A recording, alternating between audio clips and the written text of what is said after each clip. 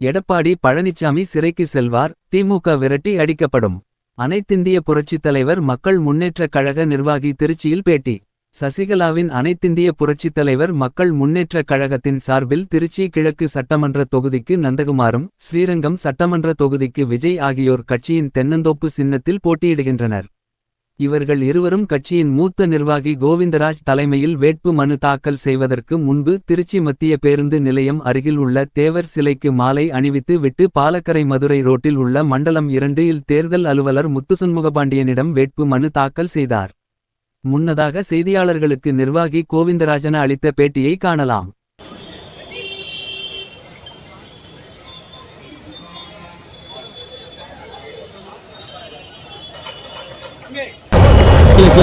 இந்த இயக்கத்தை புரட்சித் தலைவர் உருவாக்கிய இயக்கத்தை கட்டி காக்க வேண்டும் என்ற எண்ணத்தோடு தியாக தலைவி புரட்சி தாய் சின்னம்மா அவர்கள் முன்னெடுத்து சென்று எடப்பாடி பழனிசாமியிடமிருந்தும் எதிர்கள் திராவிட முன்னேற்ற கழகத்திலிருந்தும் இந்த இயக்கத்தை காப்பாற்றுவதற்காக வீர மங்கையாக புரட்சி தாய் சின்னம்மா அவர்கள் இன்றைய தினம் வீர் கொண்டு இருந்திருக்கின்றார்கள்.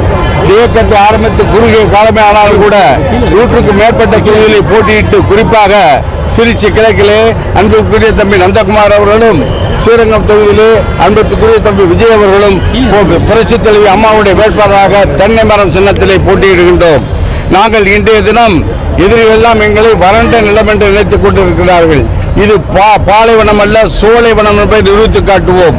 சோலையாக நஞ்சையாக இன்றைய தினம் காட்சி தருகின்ற ஊழலில் ஒட்டுமொத்தமாக இருக்கின்ற திராவிட முன்னேற்றம் சரி, அவருக்கு துணை போகின்ற பழனிசாமியும் சரி, எதிர்காலத்திலே இந்த இயக்கம் 2 வீழ்த்தப்பட்டு புரட்சி தலைவர் தலைமையிலான அதிமுக வீர் கொண்டிருந்து புரட்சி தலைவர் ஆட்சி புரட்சி தலைவி சின்னம்மா அவர்கள் தலைமையிலே விரைவில் எழும். அதற்கு உண்டான காலம் கணிந்து விட்டது, நெருங்கிவிட்டது.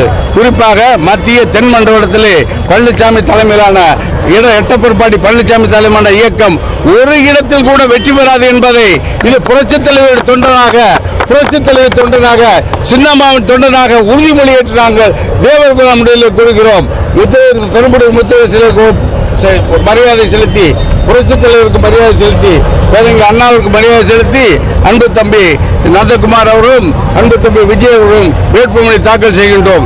வேட்புமனு தாக்கல் செய்துவிட்டு புரட்சி தாய் சின்னம்மா அவர்கள் பிரச்சாரத்திற்கு பிறகும் எங்களுடைய பயணமும் இது வெற்றி பயணமாக வெற்றியை உறுதி செய்யக்கூடிய தொகுதியாக புரட்சி தலைவி அம்மா என்ற ஸ்ரீரங்கம் தொகுதியிலும் மேற்கு தொகுதி கிழக்கு தொகுதியிலும் தென்னைமர தென்னந்தோப்பு சின்னத்திலே வெற்றி பெற்று இந்த இயக்கத்திற்கு பெருமை தேடி கொடுப்போம். புரட்சி தாய் அம்மா சின்னம்மா அவர்களுக்கு பெருமை தேடி கொடுப்போம். புரட்சி தாய் சின்னம்மா அவர்கள் இந்த இயக்கத்தை முன்னெடுத்து சென்று தேர்தல் முடிந்தவுடன் சின்னம்மா தலைமைக்கு இயக்கம் வரும். திராவிட முன்னேற்ற கழகம் முழுமையாக வீழ்த்தப்படும். ஸ்டாலினுடைய அரசு வேட்டி அடிக்கப்படும். பழனிசாமி வீட்டுக்கு செல்வார் அல்லது சிறைச்சாலைக்கு செல்வார். வணக்கத்துக்குரிய ஸ்டாலின் அவர்களை கேட்கின்றேன், நாங்கள் தேர்தலில் வெற்றி பெற்றால் கொடைநாடு வழக்கை விரைவில் முடிப்போம் என்றார். ஏன் முடிக்கவில்லை என்று நான் கேட்டுக் கொள்கிறேன். அப்பொழுது உங்களுக்கு பழனிசாமிக்கு என்ன சம்பந்தம், தொடர்பு இருக்கிறதா? சிந்தித்து பார்க்க வேண்டும். பழனிசாமி தலைமை இருந்தால் அதிமுகவை எளிதில் வீழ்த்தலாம். 12 முறை வீழ்த்தினோம், 13வது வீழ்த்தி ஆட்சி பீடத்தில் ஸ்டாலின் இருப்பதற்கு பழனிசாமியும் ஸ்டாலினும் செய்ய சதியின் காரணத்தால் தான் தமிழகம் சென்று சீரழிகின்றது. இவற்றை போக்கக்கூடிய பொறுப்பை தமிழக மக்கள் எண்ணி பார்த்து ஊழலற்ற அரசு அம்மா தலைமையில் அமைவதற்கு சின்னம்மா தலைமை அமைவதற்கு எல்லோரும் உறுதுணையாக இருக்க வேண்டும். வெற்றி வாகை தென்னந்தோப்பு சின்னத்திற்கு வாக்களித்து வெற்றி பெற செய்யக்கூடிய வாய்ப்பை உருவாக்க வேண்டும் என்று ஒரு கரங்கூப்பை புரட்சி தலைவி சின்னம்மா சார்பாக கேட்டுக்கொண்டு இருக்கிறேன். நன்றி, வணக்கம். புதிதாக கட்சி ஆரம்பிக்கிறீங்க, போட்டிடுறீங்க. ஏற்கனவே திமுக, அதிமுக, பாஜக, ஜாமான் இருக்காங்க. இதுல எப்படி வெற்றி பெற போறீங்க, என்ன மாதிரி சார்? உங்களுக்கு வெற்றி கனி என்பது ஸ்ரீரங்கமா மேற்கு தொகுதி தேர்தல் முடிந்து பச்சை மையால் கையெழுத்து போடவர்கள் யார் என்பது புரிந்து கொள்ளுங்கள். ஆமையும் முயலும் போட்டி போட்டது. முயல் வெற்றி பெறும் என்று எல்லோரும் எண்ணினார்கள். இறுதியாக படுத்து தூங்கியது, இறுதியாக ஆமை வெட்டது. அந்த பேர் தான் திருச்சியிலும் தென்மண்டலத்தில் நடக்கப் போகிறது என்பதை தேர்தல் முடிந்து நீங்கள் தெரிந்து கொள்வீர்கள். கிழக்கு தொகுதியில் வந்து வேட்பாளர் போட்டியிடாங்க, திமுக சிட்டிங் எம்எல்ஏ இனிக்கோ போட்டியிடாங்க. வெற்றி வாய்ப்பு எப்படி நினைக்கிறீங்க? இனிக்கோ ஜாதியை பற்றி சிந்திக்கக்கூடியவர். நாங்கள் மக்கள் நலனை பற்றி சிந்திக்கக்கூடிய புரட்சி தலைவர் வேட்பாளர்கள்.